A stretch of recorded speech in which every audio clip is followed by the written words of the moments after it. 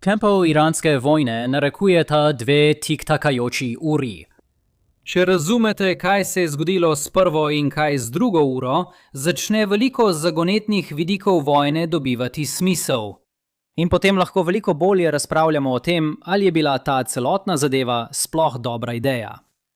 Prva od teh ur je bila tekma za začetek vojne.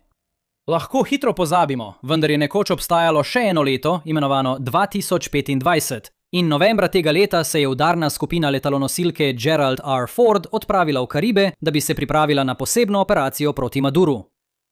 Januarja so v Iranu izbruhnili množični protesti, kar je spodbudilo Trumpovo administracijo k ponudbi vojaške podpore.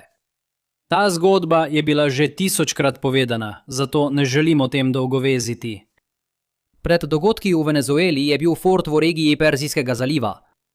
Ko je odšel in ni bilo drugih letalonosilk blizu, ZDA niso bile na položaju za učinkovito pomoč iranskim protestnikom. Zato je zamuda trajala do 28. februarja in začetka vojne z Iranom. Kot sem že rekel, so ZDA med načrtovanjem operacije čutile tiktakanje ure v ozadju.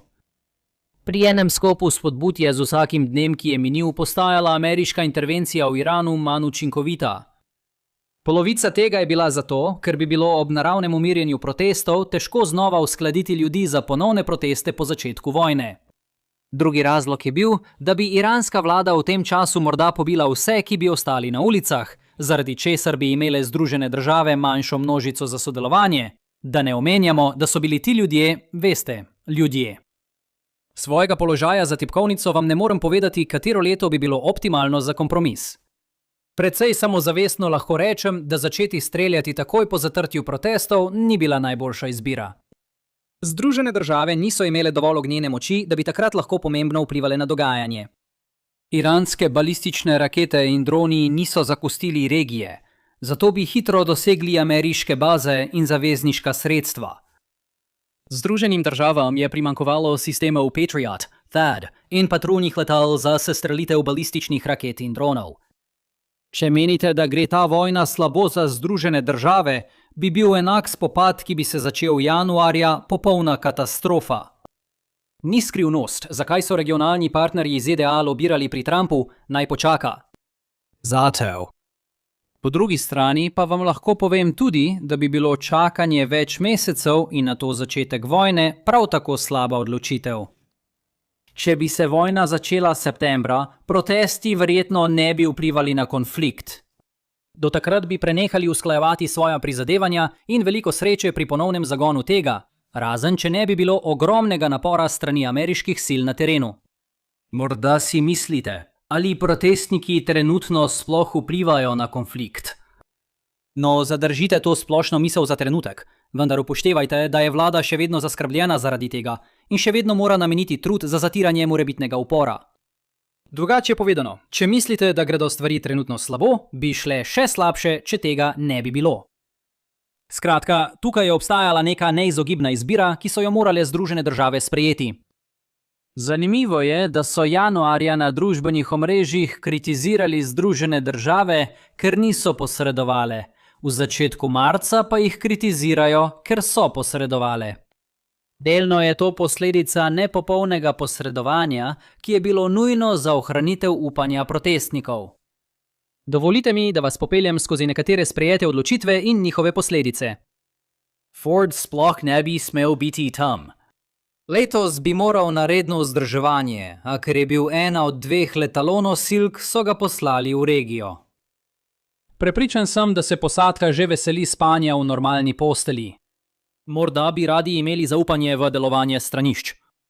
Toda to so razmeroma majhni kompromisi v širšem kontekstu. To je pomenilo, da so minolovci izven položaja, v času, ko krožijo govorice, da je Iran že ali pa bo kmalu miniral Hormuško ožino.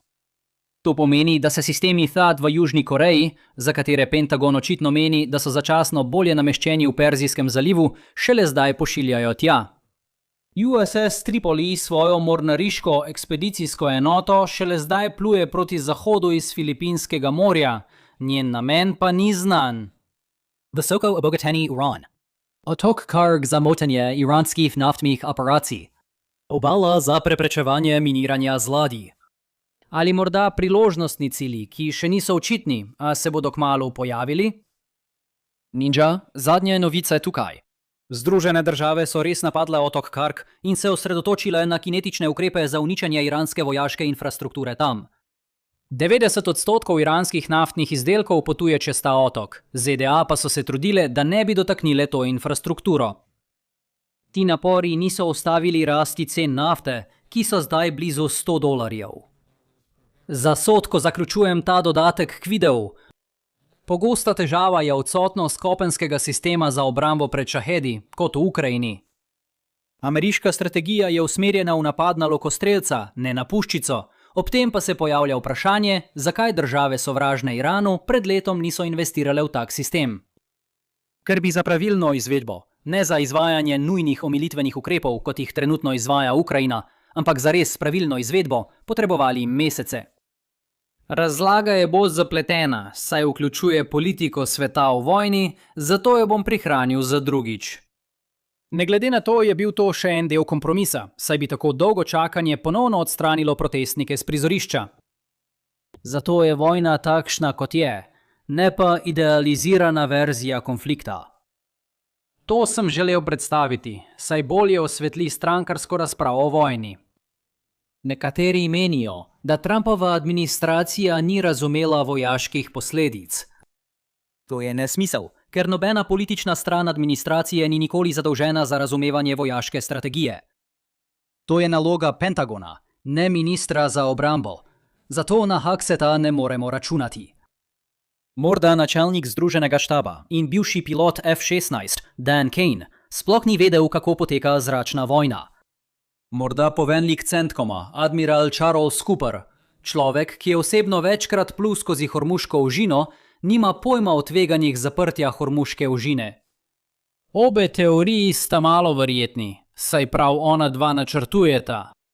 Če želite biti bolj tehnični, oni nadzorujejo zahtevno načrtovanje in skrbijo, da nič ni spregledano.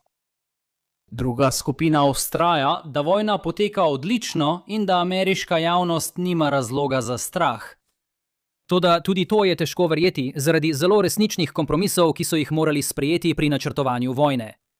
Praktično gledano, končnega razpleta še ne vidimo. Če smem ponižno predlagati boljšo razpravo o tej vojni, je ta naslednja. To je najboljši kompromis, ki ga je Pentagon ocenil kot dosegljivega med pripravo ameriške vojske in zamrtjem protestnega gibanja. Tukaj je tudi ameriški obveščevalni aparat, ki mora tehtati kompromise. Izračunavanje kompromisov je večinoma dolgočasna birokratska naloga. Ni bilo pravila, ki bi zahtevalo ukrepanje Združenih držav. In odločitev, da dejansko gredo, je v veliki meri politična. Torej, če menite, da bi bilo bolje ne storiti ničesar, kot voditi to določeno vojno, je to povsem razumno stališče. Če želite govoriti tudi o drugih političnih odločitvah, ki ovirajo Združene države, kot je preusmerjanje virov v Venezuelo ali uničevanje odnosov z zavezniki, je to povsem razumno stališče. Toda ko se soočate s tiktakajočo uro, primerjanje tega, kar imamo, z idealizirano različico vojne, pomeni sklicevanje na nesmiseln hipotetičen scenarij. Zdaj, ko sem priznal navdušenje nad MAGA in obsedenost s Trumpom, ter prepričal pristranske k odjavi, politično nevtralne pa k prijavi, preidimo na drugo tiktakajočo uro. Kako dolgo lahko ZDA izvajajo operacije, preden naletijo na resne omejitve zalog? Vprašanje je, koliko časa ima še konkurenčna ura iranske vlade, če sploh predpostavimo, da je na tiktakajoči uri. Vem, da se Trumpova administracija izogiba razpravi o spremembi režima kot izrecnem cilju operacije. Ampak ustavimo se, da razumemo zakaj. Ni nobenega zagotovila, da je sprememba režima tukaj sploh mogoča. Za razliko od drugih nejasnih ciljev, kot je zmanjšanje iranskih balističnih zmogljivosti, je to enostavno izmeriti. Bodisi je vlada na oblasti ali pa ni. Trditev, da je to cilj, je politično nevarna, saj ponuja jasno merilo za presojo njegovih neuspehov. Če je na koncu uspešno, skoraj ne dobi dodatnih točk, za uvrstitev tega na seznam ciljev že na začetku. A vendar prvi znaki spremembe režima tu niso obetavni. Kot kaže, ni takojšnjega ponavljanja protestov, čeprav so ZDA oslabele iranske varnostne sile. Zakaj ne, je težko reči. Morda se Združene države še niso resno osredotočile na varnostne sile, ker so protiletalski sistemi, rakete, droni in varnost v Hormuški ožini pomembnejši. Morda se bo to v prihodnjih tednih spremenilo. Tedni. Kar čutim zadrego indo-pacifiške frakcije v Pentagonu ob misli, da bi še tedne porabljali zaloge Tomahawkov. Morda so bili vladno zatiranje preveč škodljivi, saj so odstranili najbolj goreče kritike in za seboj pustili prestrašeno javnost. Izraelska vpletenost v vojno je morda zmerneže v državi spodbudila k podpori režimu. Prikurljala informacije iz ameriških obveščevalnih služb ne kažejo dobre slike. Obstaja, citiram, dosledna analiza, da režimu ne grozi nevarnost, konec citata, in da režim, citiram, ohranja nadzor nad iransko javnostjo, konec citata. Kurdske skupine na severozahodu države niso dovolj močne, da bi resno ogrozile vlado, kažejo obveščevalni podatki. To odpira vprašanja, ali lahko kurdske skupine v sosednjih državah zagotovijo dovolj. To odpira vprašanje, koliko so si ZDA streljale v koleno, ko so de facto pred meseci zapustile Kurde v Siriji. Spet politična odločitev, ne vojaška. Edina svetla točka za Združene države je navidezna odsotnost novega vrhovnega voditelja. Edini dokaz, ki ga imamo, da to ni primer vikenda pri ajatoli, je pisni govor. Ni videoposnetka, ni slik, niti zvoka. Nekaj je očitno narobe, sicer bi šel na televizijo in razjasnil dvome. Najslabši scenarij za Združene države je, da je zmerno poškodovan in ne želi medlega prvega javnega nastopa. Najboljši scenarij za Združene države je, da je hudo poškodovan in verjetno ne bo preživel. To bi bilo dobro že zaradi kaosa ob drugi zamenjavi v nekaj dneh. Zanimiva možnost je, da sta skupščina izvedencev in revolucionarna garda že vedeli za smrtno nevarne poškodbe in ga le začasno imenovala za vrhovnega vodjo. Če je v Iranu kriza nasledstva, bi bilo bolje, da tega ne razkrijejo ne ZDA, ne iranskemu ljudstvu. Imenujejo začasnega vodjo in upajo, da bodo uredili vse pred smrtjo.